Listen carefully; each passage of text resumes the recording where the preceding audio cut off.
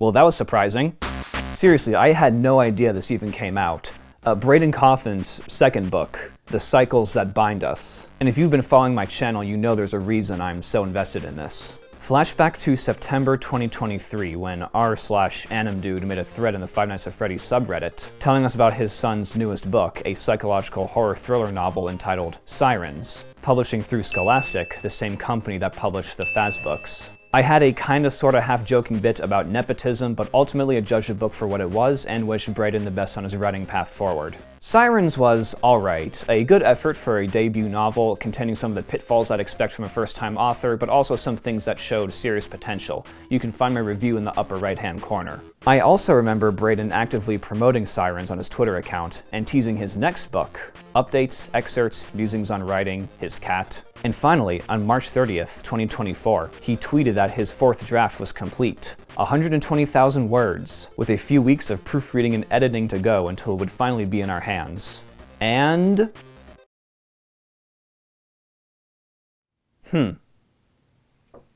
So what happened? Well, he quipped that he hoped Scholastic would pick up his second book as it did with Sirens, but other than that, there's been no word. Thus, time passed as time often does, until one of my viewers asked me about it in a community post of mine in January of this year. What? I never heard about this. Did Scholastic end up releasing it after all? Oh.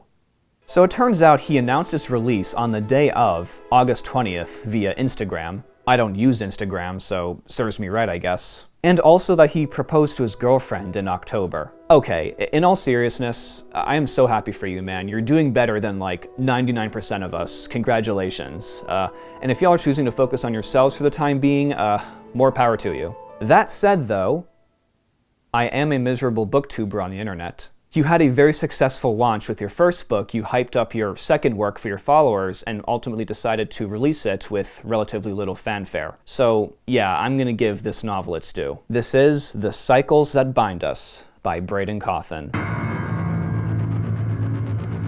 Thomas Campbell, along with his classmates Celia, Eric, Caitlin, and Isaac, enter a virtual reality lesson about non-Euclidean geometry via futuristic headsets that plug directly into their brains. But when Isaac's project seems to trap them in a looping digital hellscape, Tom must navigate through nightmarish environments, reunite with his friends, tackle each other's inner demons, and ultimately break free from the cycles that bind them. Terrible title drop, I'm sorry. Alright, first things first, because you're gonna notice this very early on while reading. Sirens, despite my issues with it, clearly went through a proofreader and editor before publishing.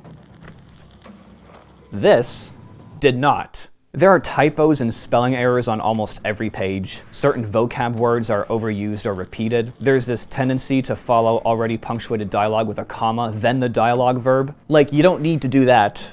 Just do this. There's continuity errors such as this scene when a character taps his fingers on a bar top despite him not having hands 3 paragraphs ago. Another one that really took me out is when the text meant to say Eric raised a hand, but instead it reads Eric raised a hand. It's like some weird hip-hop song. Eric raised a hand. Self-published novels have a reputation of being poorly edited and unprofessional, and unfortunately, books like this don't help their case. Like, it's so bad that if you told me that Braden accidentally uploaded draft 1 instead of draft 4, I'd believe you. And I'd even go so far as to suggest Braden to pull this version, rework it, and then re-upload it again. And let me be clear, I was very harsh with the Faz books and their typos because they had career authors attached to a famous property with a renowned publishing house. That said though, these are mistakes that a middle schooler could avoid. If you're going to take the self-publishing route, it's always good to have an extra pair of eyes look over your work because they will always spot things that you simply did not. Another thing to note is that Braden is more ambitious than Sirens with formatting in this book. The writing makes better use of inner monologue, and the way the text is molded makes the story more experiential. Still though, there are formatting errors that make the text look unclean, and it doesn't help that Amazon's print-on-demand parameters made the book look like this. I don't know how much of this was Braden versus Amazon, but regardless, it just does not make for a pleasant read. And we haven't even talked about story yet. So how is it? Well, as I hinted, the characters here are a little more developed than they were in Sirens. The first-person point of view and the inner monologue helps, and the side characters get their time in the sun. Nothing really profound or original, but it works. Sometimes they talk a little too precociously, like they're all supposed to be in 9th grade, and yet here's Caitlin going off about how much she loves Eric, how she loves him even for the bad parts, how she wants to break away, have one perfect day, and spend the rest of her life with him. Like, girl, you're 14. Your primary concern right now should be the upcoming TikTok ban. The setting of this VR program the characters are trapped in changes depending on who's featured. And again, nothing there is terribly original, but there are some psychological horror elements that I vibed with. The whole theme of the novel is about how we can get stuck in our ways, forced to relive this endless cycle of misery, and the feeling of looping, each day somehow worse than, yet just the same as, the last. It's mostly Tom, Eric, and Isaac who are the subjects of the loop. Isaac, the creator of the program, is abused and neglected by his parents. Eric, the bully, has an overbearing and abusive father, and Tom is just a jerk to Isaac a few times, I guess. It's a nice message, but it did feel like VeggieTales morality, especially during the flashback scenes when it showed Tom being a jerk to Isaac. Well, this is young adult, and I'm not exactly a young adult anymore, so I'm just gonna go drink my prune juice and complain about the weather's impact on my bones. Oh, my back. Oh. Side note, I'm not really certain when this novel takes place, as there's modern technology and language with the exception of the VR helmets that plug into sockets that are literally drilled into kids' skulls and connected to their brains. Like, I started wondering what kind of society this was, where this was just so readily accepted, but the story didn't offer any hints, which left me distracted and ultimately disappointed. And finally, the one huge noteworthy aspect of this book. Oh boy.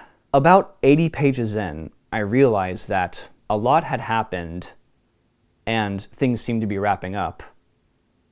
But there's still like 120 pages left. So I wondered, where's he gonna go now? What's gonna happen that'll fill up the pages? And then, so for context, throughout part 1, Tom is haunted by this doppelganger of himself that constantly chides him to be better, a reference to his prior mistreatment of Isaac. And at the end of part 1, the doppelganger corners Tom in a mirror maze and says, "Let's take it from the top, shall we?" And the book starts over. From chapter 1.